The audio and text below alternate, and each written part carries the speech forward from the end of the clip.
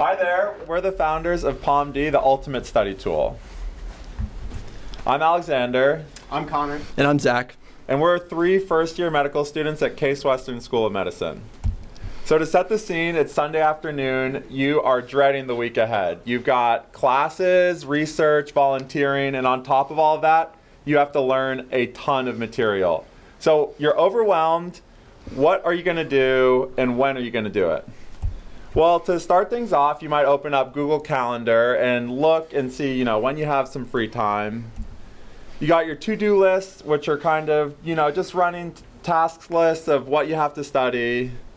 And then some of the students in our class, including us, will open up the Pomodoro apps that we have and really focus in those times that we do get to make sure that our time is best used.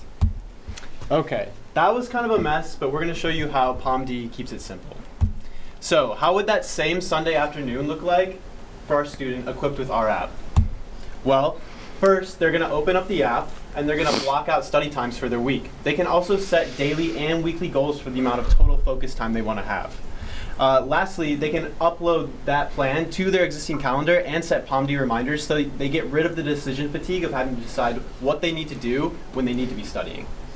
So day to day, our student is going to be using our app to track their study habits, and we do this through the Pomodoro method, which is a proven way to help you study better. It consists of a 25-minute session followed by a 5-minute break. And our app keeps it really simple. Every Pomodoro session you complete counts as 1 tomato. So at the end of the week, our student can look back and see if they accomplished their goals and where they need to improve for the next week. They can also look back at the resources they were using by rating and saving resources at the end of daily study sessions. Not only can our students save their own resources, they can see what their classmates are doing.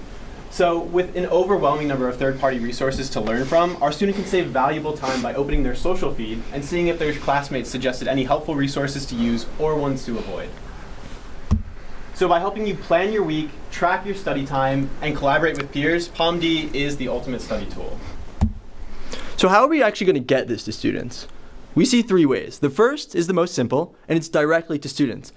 Between the 3 of us, we have a network of medical students that spans the entire country. Not to mention, there are forums that students look to for this exact purpose, such as Student Doctor Network and Reddit. Students are checking those all the time to see how other students at other schools are studying. So we would start with a free subscription and then introduce a $12 a year premium version with more in-depth analytics. The second way we would reach students is through school admins. And as Case medical students, we get access to different apps to help us study.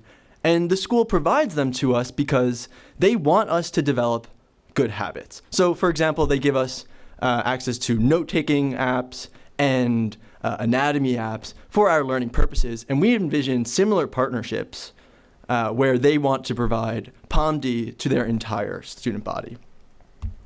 And then lastly, third parties. This is a really exciting opportunity for partnership here. We learn so much of medicine from these third-party organizations, and they're currently not integrated at all into our curriculum. And we think that there's a huge opportunity for PMD to be the place where third parties can integrate study plans into the calendars that students are using on PMD. How many students are we thinking about here? Well, first we want to keep it simple. There's 60,000 medical students in their preclinical years in the US. We think that these are the best students to target first. We think that these are the best students to target first, and also the most easy to access. Then we would move on to students who are preparing for standardized exams, such as the MCAT and the LSAT, and there's 200,000 of these in the US every single year. And we think that these students would benefit a lot from the structured and regimented studying that PMD provides, and also benefit from the third-party study plans that I mentioned in my last slide. Lastly, while we want to start in a targeted fashion, we think that there's a huge opportunity here to improve the way that students in higher education across the board study and utilize study resources. And that's a huge number. We think that really there's 20 million students in higher education and that all of them could benefit from something like PMD. So how do we bring it all together? We've got weekly planning that we talked about earlier. we've got these focused Pomodoro sessions, and then finally the weakest link is the resource sharing, which is all peer-to-peer right now. So we want to put these three together into the PMD app. What do we have? We've got great UI and UX, which we've worked with a contractor to develop. And what do we need? $25,000 to bring this to market. We've got app developers lined up. We just need to pay them, and then $5,000 for marketing to get this at Case and then schools across the country. So thank you so much. Thank you. Yeah, big fan of Pomodoro. Great take. The social feed, that was the only interesting thing I heard. Can you expand on that, or are you not quite ready? Yeah, it's what we've seen is that there are Pomodoro apps, and then there's Pomodoro plus maybe a Google Calendar integration, but there's nothing with the social feed. And so we are envisioning that each time a student studies, they are saying what they studied and then rating it. Like, you'll just get a prompt at the end of your session, and then you can share that at the end of the day so that all of your classmates and peers in your same institution will be able to see what you studied, what you rated high, what you rated low. And then with that sort of crowdsourcing knowledge, you'll be able to decide what you want to go to right away versus having to like sift through the bad stuff to get to the good. I'm curious, because you all are first-year medical students, how you're going to have time. I mean, you're very impressive, but can you walk me through, like, realistically how you would get this company going? Sure. Yeah, so we're in our first 2 years right now, so we're not in the hospital yet. We don't have like these, we're not essentially working a job like you do in your last few years of medical school. And the great thing about Case's curriculum is they give us a lot of free time during the week for self-directed learning. So with a tool kind of like we're saying and being really efficient, we do have a lot of time to tackle other projects. And this is something that we've personally been spending a lot of time on through our weeks over the past couple months.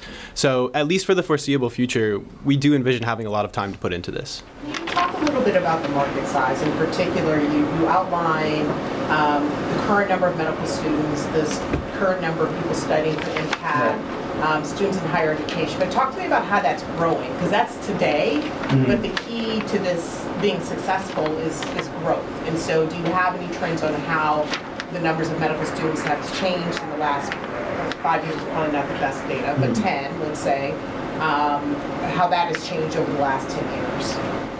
I would say that we're not as much as concerned about the growth of the size of that pool, since we really think that this is untapped, and so the sky is the limit here, and so we really think that 60,000 is just the place to start, and then we're working towards that 20 million of all of higher education, and there's not really anyone in this space right now who's doing anything with significant traction.